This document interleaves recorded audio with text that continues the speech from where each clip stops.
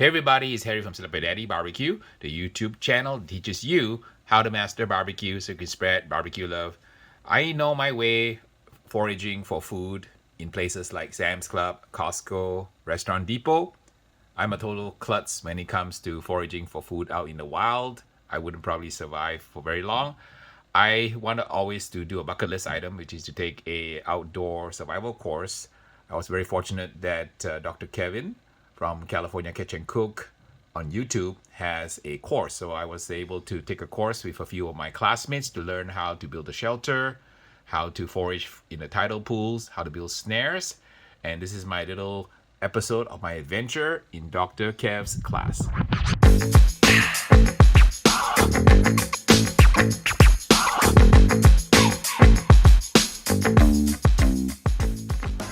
This one right here is narrow leaf plantain. You can see it's got these cool ridges that go down it. They're all kind of parallel with the leaf. That's edible. This one here, this is a type of thistle. The thistles, as long as you remove the spines on the edges, all of the thistles are edible. Tremendous amount of time to build a bed that I would actually spend the night on. So you want a foot high, right? Pretty much base before you pile the grass on. And the way I think about it is, make it like 3 times thicker than you think you're gonna need. Okay. Wow. That is really good. Oh, okay. So it's almost like double tying your shoelaces.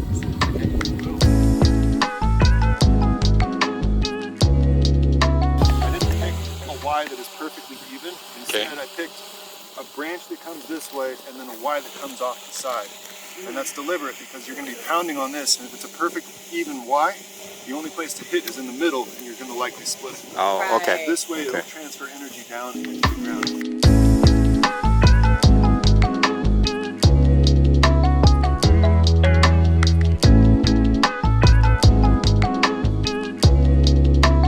So you want to get it until you see no light. So all I did was the same loop that we did before. I'm running it through.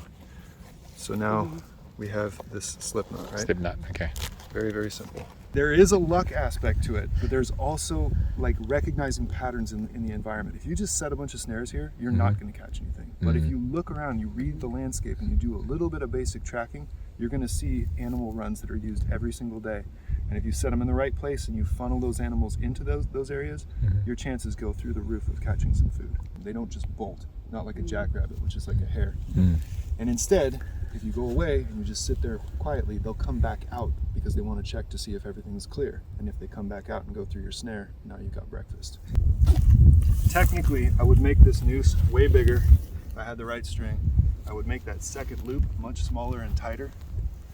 But basically what happens is, you set this in a rabbit run. The other thing we're going to do is we're going to take sticks and drive them in the ground all the way up to here. And the rabbit trail comes here. Even if it smells like a human and it wants to go around, this is the only place it can go. You're going to do it out on the other side as well. So if it's coming home or going out, it has to go through here. And when it does, it's going to step on this stick right here. And that's it. Oh, okay. So that's going to grab its leg though. Right, so now you got a live rabbit. Oh, ouch. And one more reason to use snare wire is it's going to be really hard to chew through. All right, let's set it off here. Okay, all right. So again, we're going to set sticks all the way up to this, set sticks all the way up to this. There's absolutely no way that animal can get through without going right through here. So the animal is coming home, la-di-da-di-da, tiptoe through the tulips, it goes through here, and then it realizes it doesn't like this and it pulls. And it gets stuck. Stuff like this you can take and you can stack and use it like shingles, and you can see it's growing all around here. This is cow parsnip.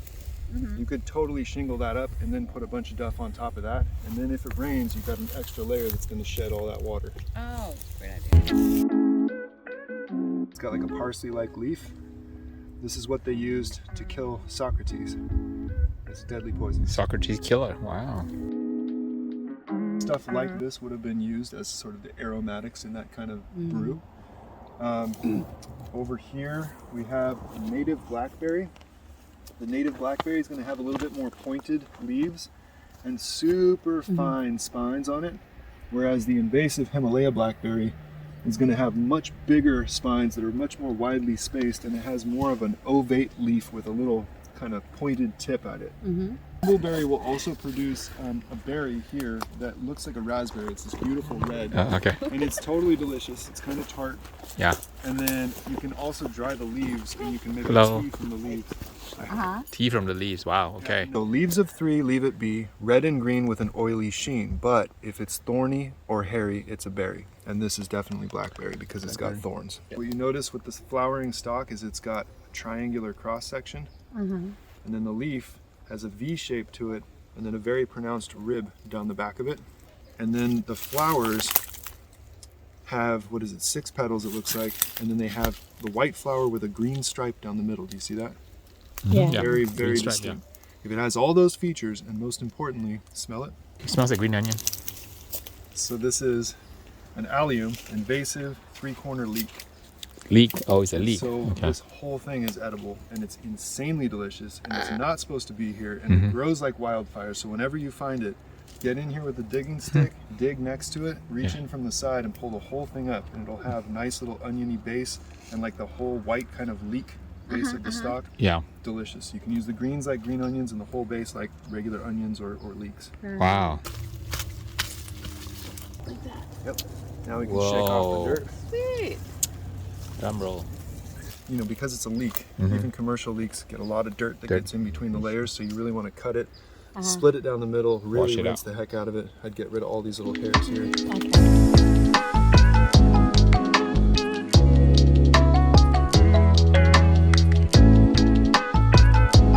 This is a female, so you can see it's starting to melt a little bit right here, but it's staying orange. Yeah.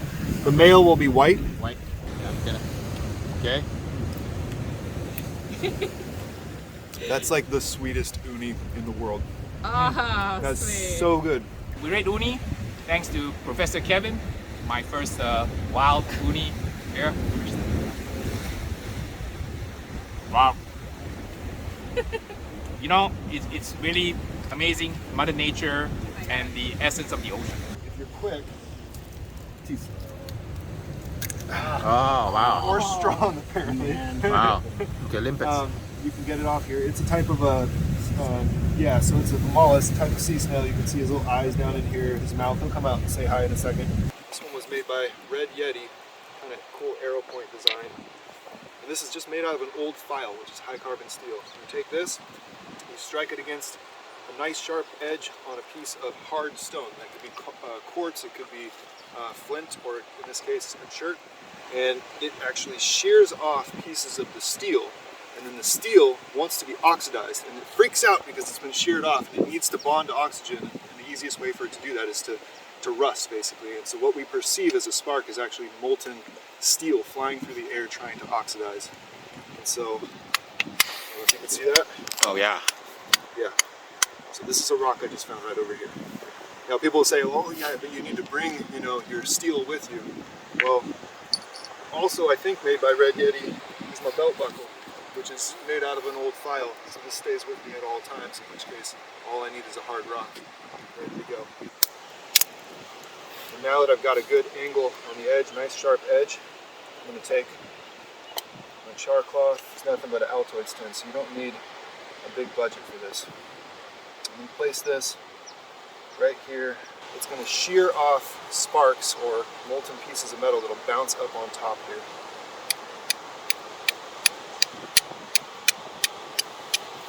You just need one of these to catch. Oh, got it. Get some tinder here. We have smoke. Woohoo! Whoa, we have fire. Bam. Bam. Wow, that's amazing. Get all this on there, try not to smother it. And then I've stripped up some redwood. This is redwood driftwood. I tried to split it into small pieces. If it starts to go out, we can blow on it again. We want small pieces to start with because you need a lot of surface area initially, or else the flame won't transfer from this grass to like big diameter stuff. So I'm trying to find the smaller pieces.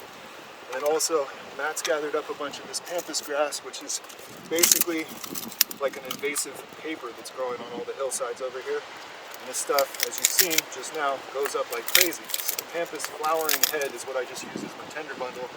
It took Matt's like 10 minutes to gather this stuff up. Let me show you one thing real quick. You put your fingers together like this. Oh wow. Tend to like finer texture weaves rather than like a dish towel that's a little coarse like. And then an Altoids 10, nothing special. Pack it in here. And I'm just gonna put it in the coals. Oh. So we'll cook that for about 12, 13 minutes, and that's it. You pull it out, we got char cloth. And I found these in the archaeological record, just like this. With Oh, the wow. scales still Still attached. on it, You can actually find like the fish bones are here, they're burned. This is sitting here. There's a couple of stone tools. It's like, I don't know, interpreting human behavior from artifacts is like the coolest thing. But yeah, give it a try. We're gonna just scale the whole thing here, and then we're gonna gut it.